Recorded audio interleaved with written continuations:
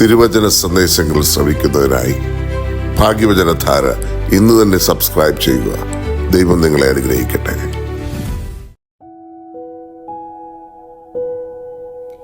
ത്രിയേക ദൈവത്തിൻ്റെ ധന്യനിരനാമത്തിന് മഹത്വം ഉണ്ടായിരിക്കട്ടെ. ഭാഗ്യവചനധാരയിലേക്ക് ഏവർക്കും സ്വാഗതം.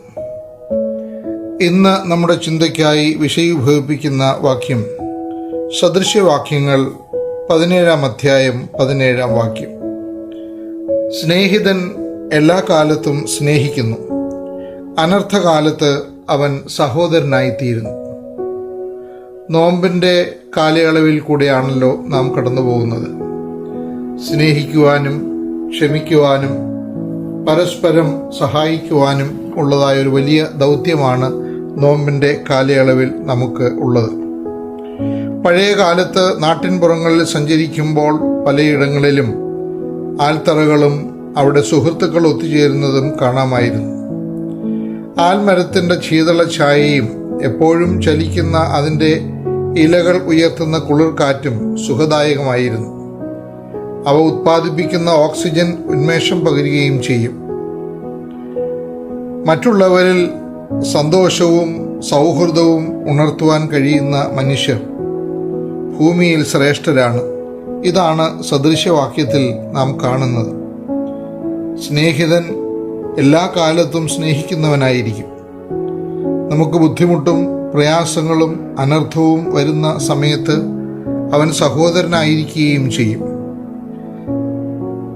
കഴിഞ്ഞ നൂറ്റാണ്ടിൽ ഏറ്റവും അധികം പ്രചാരവും പ്രസിദ്ധിയും ആർജിച്ച ഒരു കൃതിയുണ്ട്. ലോകത്തെങ്ങുമുള്ള എല്ലാ പ്രധാന ഭാഷകളിലേക്കും അത് പരിഭാഷപ്പെടുത്തിയിട്ടുണ്ട്. 1930കളിൽ അമേരിക്കയിൽ അനുഭവപ്പെട്ട സാമ്പത്തിക മാന്ദ്യത്തെ തുടർന്ന് ഉളവായ പശ്ചാത്തലമാണ് ആ കൃതിക്ക് പ്രചോദനമായത്. അത് ഡെയിൽ കാർണി എഴുതിയ how to win friends and influence people എന്നുള്ളതാണ്. ഏറ്റവും പ്രസിദ്ധി ആർജിച്ച അദ്ദേഹത്തിൻ്റെ കൃതിയിൽ എപ്രകാരം നമ്മുടെ സൗഹൃദങ്ങളെ വളർത്താമെന്നും മറ്റുള്ളവരെ എങ്ങനെ സ്വാധീനിക്കാമെന്നുമുള്ള വിഷയം പ്രതിപാദിക്കുന്നുണ്ട്. അദ്ദേഹം സൂചിപ്പിക്കുന്നു, നെവർ ക്രിട്ടിസൈസ്, കണ്ടം ഓർ കംപ്ലെയിൻ.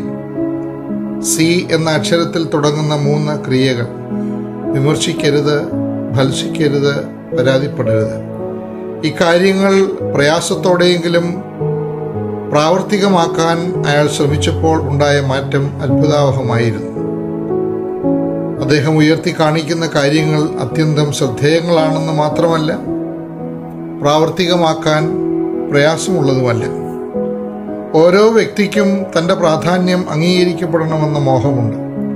അതുപോലെ തന്നെയാണ് തൻ്റെ സ്ഥാനവും സേവനവും ആദരിക്കപ്പെടണം എന്നതും. എത്ര നിസ്സംഗൻ എന്നവകാശപ്പെടുന്ന വ്യക്തി പോലും തൻ്റെ സ്ഥാനവും സേവനവും ആദരിക്കപ്പെടുകയും അംഗീകരിക്കപ്പെടുകയും വേണമെന്ന് ആഗ്രഹിക്കുന്നവനായിരിക്കും. ആയതുകൊണ്ട് മുഖസ്തുതിയും കാപട്യം നിറഞ്ഞ പ്രശംസയും അല്ല ആകേണ്ടത്. എന്നാലോ മറ്റുള്ളവരെ പറ്റി നമുക്ക് ആത്മാർത്ഥമായ താല്പര്യവും സ്നേഹവും ഉണ്ടാകണം. സദൃശ്യവാക്യത്തിൽ സൂചിപ്പിക്കപ്പെടുന്നത് പോലെ എല്ലായ്പ്പോഴും സ്നേഹം പ്രകടിപ്പിക്കുന്ന സ്നേഹിതൻ, എല്ലായ്പ്പോഴും നമ്മുടെ ആവശ്യങ്ങളിൽ സഹായിക്കുന്ന സ്നേഹിതനാണ് സ്നേഹിതനായിത്തീരുന്നത്. A friend in need is a friend indeed എന്നാണല്ലോ ഇംഗ്ലീഷ് വാക്യം. നമ്മുടെ ജീവിതത്തിൽ മറ്റുള്ളവരുള്ള സ്നേഹമോ സഹകരണവുമാണ് നമ്മെ ശ്രേഷ്ഠരാക്കുന്നത്. മറ്റുള്ളവരുടെ അഭിപ്രായങ്ങളെ ആദരിക്കണം. നിങ്ങൾക്ക് തെറ്റുപറ്റിയെങ്കിൽ ഉടൻ തന്നെ അത് സമ്മതിക്കുകയും മാപ്പ് അപേക്ഷിക്കുകയും വേണം. സ്വന്തം തെറ്റിനെ ന്യായീകരിക്കുവാൻ സാഹസപ്പെടരുത്. എപ്പോഴും സൗഹൃദഭാവത്തോടെ മറ്റുള്ളവരെ സമീപിക്കുകയും തമ്മിൽ സംസാരിക്കുമ്പോൾ മറ്റേയാളിന് കൂടുതൽ സമയം കൊടുക്കുകയും ചെയ്യുമ്പോൾ മറ്റേയാളിൻ്റെ നല്ല വശങ്ങളെ അഭിനന്ദനത്തോടെ അനുസ്മരിക്കുവാൻ നമുക്ക് സാധിക്കും. നമ്മുടെ ജീവിതത്തിൽ ഏറ്റവും ഹൃദ്യവും പ്രധാനവുമായ ശബ്ദം മറ്റുള്ളവരെ കരുതുക എന്നുള്ളതാണ്. കരുതലിൻ്റെ ശബ്ദമാകട്ടെ കരുതലിൻ്റെ ശബ്ദമാണ് നമ്മുടെ പ്രാർത്ഥനകൾ. എല്ലാവർക്കും ശുഭദിനം ആശംസിക്കുന്നു.